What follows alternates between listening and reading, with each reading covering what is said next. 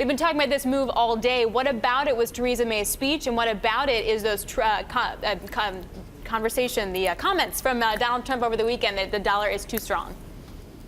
Well, I think there's quite a few moving parts to this story, Alex. And the first thing is, I think that the move that we saw today was very much an unwind of the move we saw yesterday. And I think this is a case of number 10 Downing Street actually managing market expectations so that the pound didn't fall when the Prime Minister spoke, which has been the case in the recent past. So I think that expectations management saw the pound fall yesterday, and of course that had a bit of a relief rally today on a short squeeze.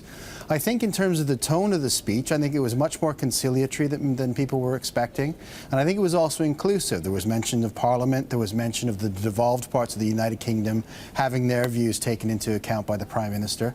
So I think a combination of those things, in addition to Mr. Trump's comments on the dollar, which saw the pound squeeze quite a bit higher. But it wasn't just a move against the dollar, it squeezed higher against the euro as well. So it's kind of a broad-based reaction that we saw today. So, Richard, we have president-elects talking, we have prime ministers talking, it all gets very exciting. What about economic data? Is there any factor in here of the UK inflation numbers coming in and maybe suggesting the Bank of England might have to raise some rates? Well, I think it's still very early doors, David, to start looking at economic data as a main driver for the pound, because realistically, I think politics will still make most of the running. The data was, I think, a little bit stronger than expected this morning, and if that continues throughout after the Article 50 is triggered and the Brexit negotiations start, then that becomes something that the Bank of England has to consider.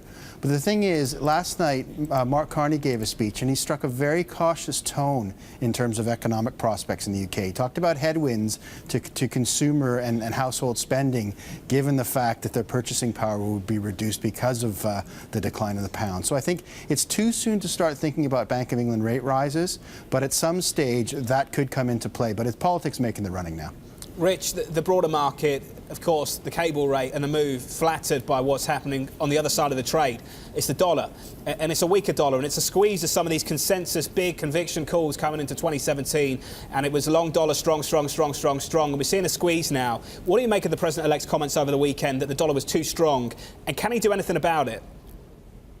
Well, I think he certainly adds some two-way risk into that trade. These seem to be sort of slam dunk trades towards the end of last year, and I think there's been a bit of a rethink. I think not only because of the president's comments, but also because of we're hearing from other voices saying that, you know, the strong dollar is something that could be detrimental to U.S. growth. We've had the Fed president, New York Fed president, Bill Dudley, talking about it today.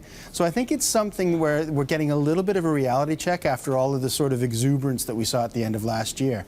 There seems to be a rethink going on. Now, longer term, this story still has a lot to unfold, but I think in the near term, we're seeing a little bit of a rethink. Yeah, and how deep does that rethink go? Because also over the weekend in the Wall Street Journal, he talked about how the border tax adjustment was something he wasn't actually very interested in, and other newspapers as well. That could have been a 20 to 25% rise for the dollar index. How much do we have to now price that out of the market? Well, you know, it's interesting, Alex, because President-elect Trump hasn't even taken office yet, and we don't really have any tangible policies to look towards. And I think it does make it a little bit difficult, because a lot of the stuff, the trades that we saw put on it towards the tail end of last year, were based primarily on the speech, the victory speech that the President-elect gave.